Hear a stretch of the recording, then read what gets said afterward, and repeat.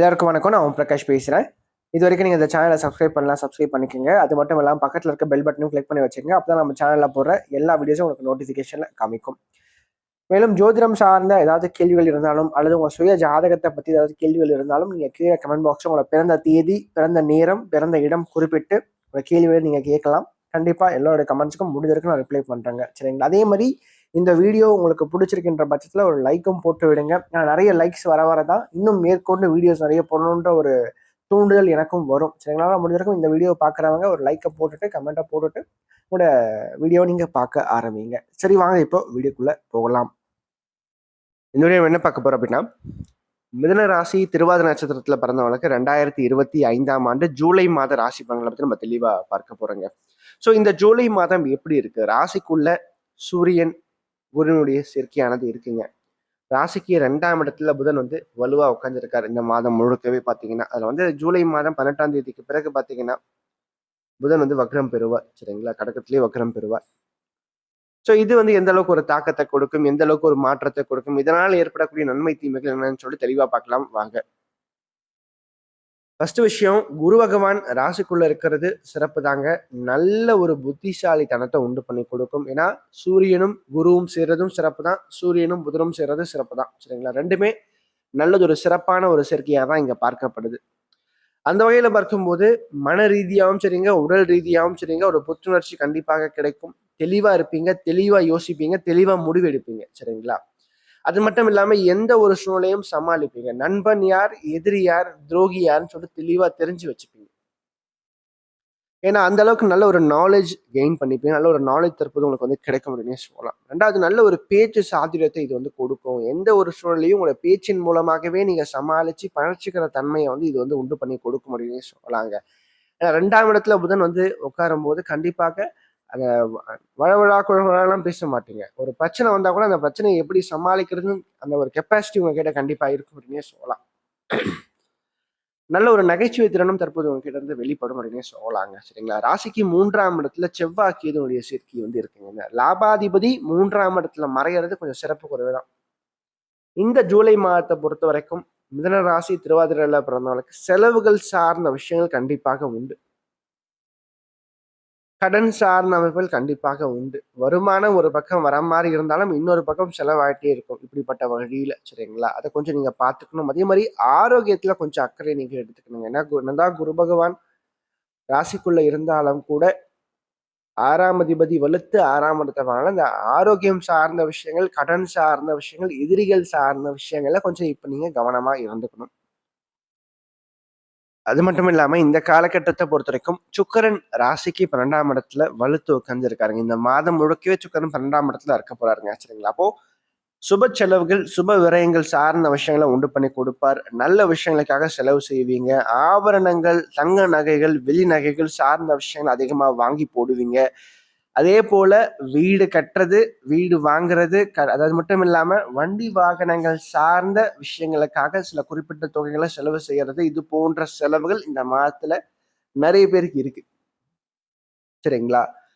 இதுல எல்லாமே வாங்கணும்னா கிடையாது. எதுனா ஒண்ணுதான் நீங்க வாங்குவீங்க. அது உங்க சுய ஜாதகம் தான் அதை தீர்மானிக்கும். சரிங்களா? அது மட்டும் இல்லாம ராசிக்கு 2ஆம் இடத்துல பாத்தீங்கன்னா இந்த புதன் இருக்கார். பிளஸ் ராசிக்குள்ள குரு பகவான் இருக்கார். கல்வி சார்ந்த விஷயங்கள் ரொம்ப நல்லா இருக்கு.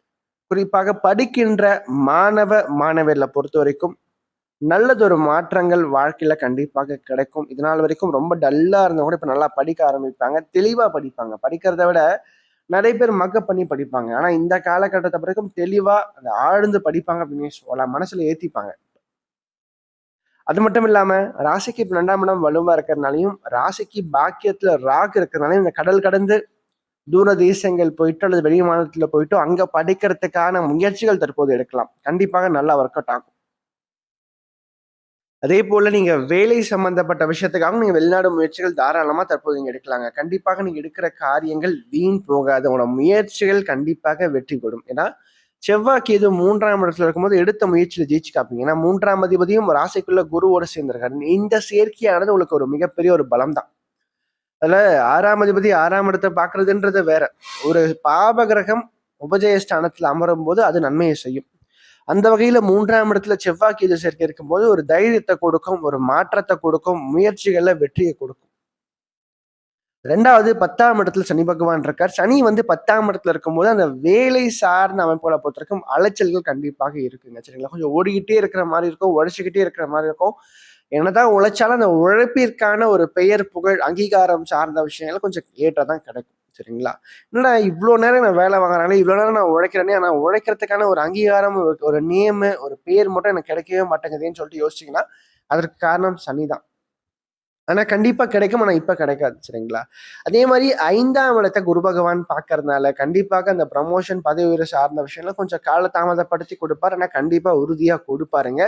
2வது திருமணம் சார்ந்த விஷயங்கள் தற்போது செய்யலாமான்னா, தாராளமா செய்யலாம். திருமணத்துக்கான நல்லதொரு காலகட்டம் வந்துடுச்சு. அடுத்த ஒரு ஓராண்டுகளுக்கு மிதுனத்துல பிறந்தவங்களுக்கு, திருவாதிரையில பிறந்தவங்களுக்கு நல்ல ஒரு குருபலம் கண்டிப்பாக உண்டுங்க. உங்கள பொறுத்தவரைக்கும் தாராளமாக முயற்சி பண்ணுங்க. நல்லதொரு வாழ்க்கை துணையர் கண்டிப்பா கிடைப்பாங்க. சுய ஜாதகப்படி நல்ல தசாபுக்தி நடந்துச்சுன்னா போதும். நிச்சயமாக 100% உறுதியா இந்த காலகட்டம் திருமண வாழ்க்கையை உண்டு பண்ணி கொடுக்கும். ஏன்னா, அந்த அளவுக்கு நல்ல சப்போர்ட்டிவான ஒரு கோச்சாரா தான் நடந்துட்டு இருக்கு. 2வது தந்தை சார்ந்த வழியிலும் சில முன்னேற்றத்தை இது பார்க்கின்ற ஒரு காலகட்டமா இருக்கும். சரிங்களா? ஆனா இந்த மாதம் ஜூலை மாதம் 25ஆம் தேதி வரைக்கும் ஓரளவுக்கு நல்லா இருக்குங்க. அதன் பிறகு கொஞ்சம் தயக்கங்கள், சில காரியங்கள்ல தடைகள், தாமதங்கள் கண்டிப்பாக இருக்கும். அதனால முக்கியமான விஷயங்கள் எல்லாத்தையும் இந்த மாதம் ஜூலை மாதம் 25ஆம் தேதிக்கு முன்னாடியே வந்து பண்ணி முடிச்சுறது உங்கள பொறுத்தவரைக்கும் சிறப்பா இருக்கும். அதே மாரி சந்திராஷ்டம நாட்கள பொறுத்தவரைக்கும் ஜூலை மாதம் 11ஆம் தேதி மதியானம் 12 மணி முதல் ஜூலை மாதம் 13ஆம் தேதி மாலை 6:50 வரைக்கும் சந்திராஷ்டமம் இருக்குங்க. சரிங்களா? ஸோ இந்த நாட்கள பொறுத்தவரைக்கும் மிதுனத்தில பிறந்தவங்களுக்கு, திருவாதிரையில பிறந்தவங்களுக்கு சந்திராஷ்டமம் அப்படின்னு பார்க்கும்போது கொஞ்சம் மனக்குழப்பங்கள கொஞ்சம் உண்டு பண்ணி கொடுக்கும். தெளிவில்லாம சுத்திட்டு இருப்பீங்க. குடும்பம் சார்ந்த அமைப்புகளையும் சில குழப்பங்கள உண்டு பண்ணி கொடுக்கும். அதே மாரி மாற்றங்களையும் கொடுக்கும். நன்மை, தீமை 2மே கலந்த ஒரு பலன்கள தான் இந்த காலகட்டங்கள்ல நீங்க பார்ப்பீங்க. அது ஏன்னா புதனுடைய பார்வையில சந்திரன் இருப்பார். மனசு வந்து ஸ்திரமா இருக்காது. மத்தவங்க நல்லா அட்வைஸ் பண்ணுவீங்க. ஆனா, உங்களுக்கு ஒண்ணா குழப்பிட்டு இருப்பீங்க. 2வது நல்ல பேச்சு திறமை இருக்கும். அந்த பேச்சு ஓரளவுக்கு இருந்தா பரவால்ல. கொஞ்சம் ஓவர் பேச்சா போயிடுச்சுன்னா, அந்த இடத்துல பிரச்சனையிலயும் மாட்டிப்பீங்க. அப்ப எல்லாமே உங்களுக்கு உண்டுங்க. அது வந்து கொஞ்சம் ஓவரா நீங்க போகும்போது தான் பிரச்சனையில இந்த காலகட்டங்கள்ல மாட்டுவீங்க. எல்லாமே கிடைக்கும். ஆனா கொஞ்சம் அதிகமா போகும்போது குறைச்சுக்கங்க. அளவோட இருந்துக்குங்க. அதுதான் உங்கள பொறுத்தவரைக்கும் சிறப்பு. மேலும் இந்த வீடியோ உங்களுக்கு புடிச்சிருந்தா லைக் பண்ணுங்க. புடிக்கலன்னா நீங்க தாராளமா நீங்க டிஸ்லைக்கும் பண்ணலாம். சரிங்களா? அதே மாரி இந்த வீடியோ பத்தின ஏதாவது கேள்விகள் எதுவா இருந்தாலும் நீங்க கமெண்ட் பாக்ஸ்ல கமெண்ட் பண்ணலாம். அது நல்ல விஷயமா இருந்தாலும் சரி, கெட்ட விஷயமா இருந்தாலும் சரி, உங்களோட தோன்ற விஷயங்கள் நீங்க கமெண்ட் பாக்ஸ்ல கமெண்ட் பண்ணுங்க.